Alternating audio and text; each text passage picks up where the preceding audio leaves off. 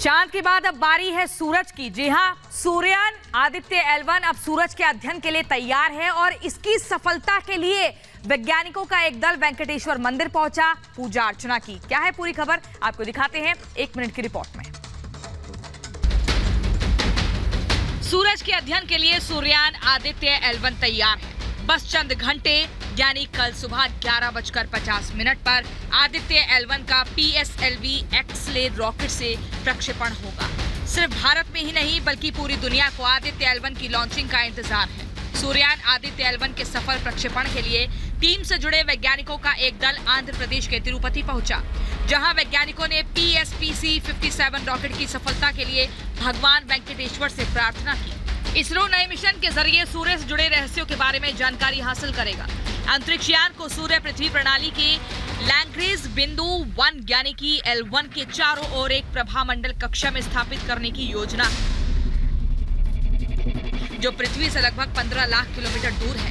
Aditya L1 को Lagrange बिंदु 1 के चारों ओर प्रभामंडल कक्षा में स्थापित करने से उपग्रह को बिना किसी रुकावट के सूर्य लगातार दिखेगा। तो चलिए बुलेटिन में अब आगे बढ़ते हैं और सीधा शुरुआत करेंगे 2 मिनट में भारत की बड़ी खबरों के साथ फटाफट अंदाज में।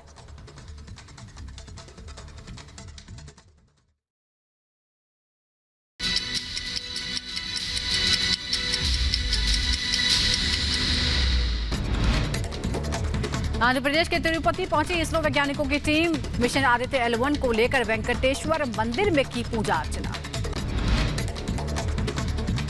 लखनऊ में केंद्रीय मंत्री कौशल किशोर के बेटे के घर हत्या। कौशल किशोर के बेटे विकास किशोर का दोस्त है मृतक विनय श्रीवास्तव। दिल्ली में होने जा रहे G20 समिट की तैयारियां पूरी हो गई हैं। विदेशी मेहमानों के लिए किए गए हैं सुरक्षा के सख्त इंतजाम। विदेशी मेहमानों की सुरक्षा चुस्त दुरुस्त। दिल्ली में सुरक्षा को लेकर कमांडो लगातार मॉक ड्रिल कर रहे हैं। वन नेशन वन इलेक्शन पर कमेटी गठित कर दी गई है। कमेटी के अध्यक्ष पूर्व राष्ट्रपति रामनाथ कोविंद होंगे। बीजेपी के राष्ट्रीय अध्यक्ष जेपी नड्डा ने पूर्व राष्ट्रपति रामनाथ कोविंद से मुलाकात की है। रामनाथ कोविंद से जेपी नड्डा ने कई मुद्दों पर चर्चा की। यूपी के सीएम योगी आदित्यनाथ ने वन नेशन वन इलेक्शन का स्वागत किया। कहा लगातार चुनाव से होती थी विकास में बाधा। चिराग पासवान ने भी वन इलेक्शन वन नेशन का समर्थन किया। कहा अगर ये लागू होता है तो इसे उनका पूरा समर्थन है।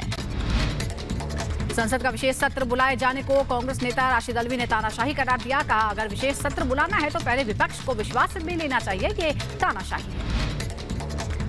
वन नेशन वन इलेक्शन पर शिवसेना नेता संजय राउत ने केंद्र सरकार पर निशाना साधा और कहा कि बीजेपी विपक्ष के गठबंधन से डरी हुई है। ये सब चुनाव को आगे खिसकाने की साजिश है।